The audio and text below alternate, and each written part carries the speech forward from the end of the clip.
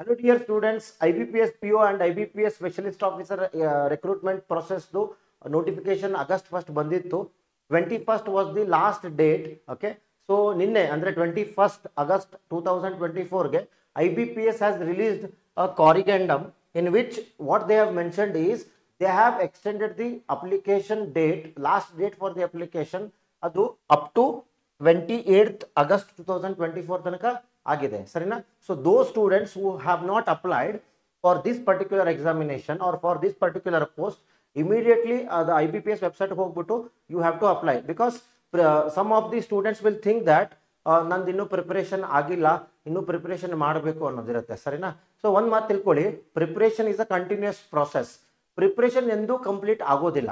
So ಆ ಉದ್ದೇಶದಿಂದ if you apply and if you write the examination, what will happen is you will get an idea how IBPS examination will be conducted, time management ಹೆಂಗ್ ಮಾಡಬೇಕು, ನಮ್ಮ ಒಂದು practice level ಯಾವ ಲೆವೆಲ್ಗೆ ಇದೆ ಅನ್ನೋದು ಗೊತ್ತಾಗುತ್ತೆ ಸರಿನಾ. So don't miss this opportunity and apply immediately for IBPS PO as well as IBPS SO.